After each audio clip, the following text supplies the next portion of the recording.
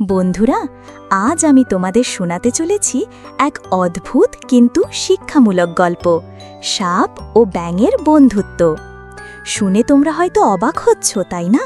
সাপ আর ব্যাঙ তো একে অপরের শত্রু, কিন্তু এই গল্পটা একটু আলাদা। তাহলে চলো শুরু করি। অনেক দূরের এক ঘন জঙ্গলের মাঝে ছিল একটি শান্ত ছোট্ট পুকুর।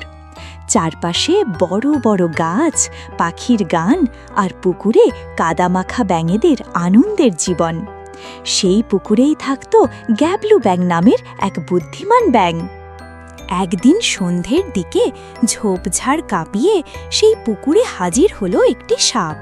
নাম তার নাগু সাপ। ভয়ঙ্কর রূপ, চোখে ভয় আর গলায় শীষ।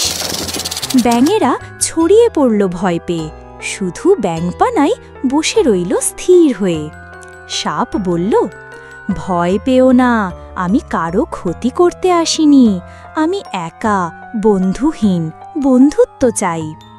ব্যাঙপানা একটু চিন্তা করে বলল, তুমি তো আমাদের খেয়ে ফেলো, তবে বন্ধুত্ব করতে এলে শর্ত আছে, কখনো কারো ক্ষতি করবে না। সাপ মুচকি হেসে বলল, আমি কথা দিচ্ছি তোমাদের কারো গায়ে আঁচড়ও দেব না। এভাবেই শুরু হয় এক অদ্ভুত বন্ধুত্ব। নাগু আর ব্যাঙপানা প্রতিদিন দেখা করে। ব্যাঙ গান গায়, সাপ বাঁশিতে সুর তোলে। সে লুকিয়ে বাঁশি শিখেছিল। তারা জঙ্গলের অন্য প্রাণীদের মাঝে মজার জুটি হয়ে ওঠে। অন্য ব্যাঙেরাও ধীরে ধীরে সাহস পায়।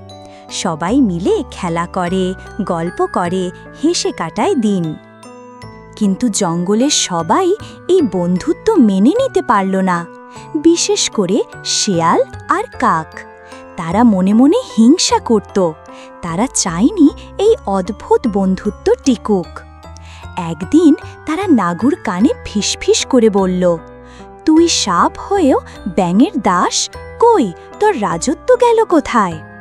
নাগু একটু দমে গেল। পরের দিন নাগু ব্যাঙপানাকে বলল, বন্ধু, যদি কখনো তোমার মধ্যে বিশ্বাস হারায়, তুমি কি তখনও আমাকে বন্ধু বলে মানবে? ব্যাঙপানা হেসে বলল, ভালোবাসা মানেই তো বিশ্বাস, আর বন্ধু মানেই তো ক্ষমা।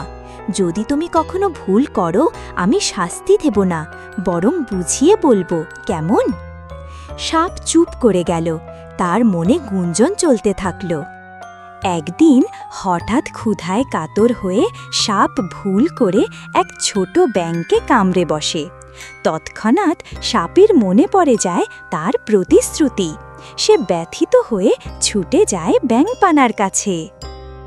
ব্যাঙপানা সব শুনে খুব কষ্ট পায়, কিন্তু রেগে যায় না। সে শুধু বলে, ভুল তো সবাই করে, কিন্তু সত্য বলা সাহসের কাজ। তুমিই তো বলেছিলে বন্ধুত্ব চাই, তাহলে বন্ধুত্ব রক্ষা করার দায়িত্ব তোমার। নাগু কাঁদতে শুরু করে। সে বলে, আমি ক্ষমা চাই বন্ধু, আর কখনো এমন করব না। এরপর থেকে নাগু সত্যিই বদলে যায়। সে শুধু ব্যাঙদের নয়, জঙ্গলের সব প্রাণীর বন্ধু হয়ে ওঠে। কেউ তার ভয় পায় না। সাপ হয়েও সে নম্র হয়ে ওঠে। এই গল্প আমাদের কি শেখায় বন্ধুরা? সত্যিকারের বন্ধুত্ব মানে বিশ্বাস, ক্ষমা আর পরিবর্তনের সুযোগ দেওয়া। কেউ যদি ভুল করে ফেলে, তাকে সুযোগ দিন, বোঝান, সময় দিন। একজন খারাপ মানুষও বদলে যেতে পারে যদি তার পাশে একজন ভালো বন্ধু থাকে। বন্ধুরা, আজকের গল্প এখানেই শেষ। তুমি কি কখনো কাউকে ক্ষমা করেছ, কিংবা নতুন বন্ধুত্বে বিশ্বাস রেখেছ? মনে রেখো, একজন বন্ধু তোমার জীবনের আলো হয়ে উঠতে পারে।